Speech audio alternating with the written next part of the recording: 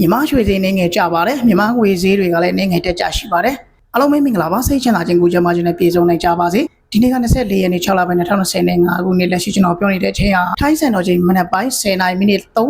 စ်ရှိနေပါပြီမြန်မာရွှေက15ပဲရည်ရက်သားကို90နဲ့မှ6သိန်း16ပဲရည်ရက်သားကိုဆိုင်ကရောင်းတဲ့ဈေးက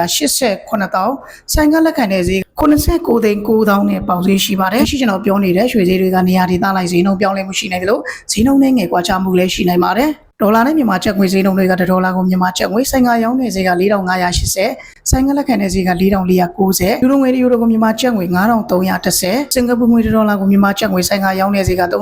3,560ဆိုင်ကလက်ခံတဲ့ဈေးက3,460တရုတ်ငွေတရွန်ကိုမြန်မာကျပ်ငွေ638ကျပ်အော်စတြေးလျငွေဒေါ်လာကိုမြန်မာကျပ်ငွေ2,980ထိုင်းမန်နဲ့မြန်မာကျပ်ငွေဈေးနှုန်းတွေကပတ်ပြီးကျပ်ယူသမားတွေကပတ်ငွေ930ကိုမြန်မာကျပ်ငွေ3သိန်းကျပ်ပေးပဲယူသမားတွေကကျပ်3သိန်းကိုပတ်ငွေ915ကျပ်ဂျပန်ငွေ3,242.54ကိုမြန်မာကျပ်ငွေ3သိန်းမလေးငွေ95.23ကိုမြန်မာကျပ်ငွေ3သိန်းကိုရီးယားငွေ3,489.83ကိုမြ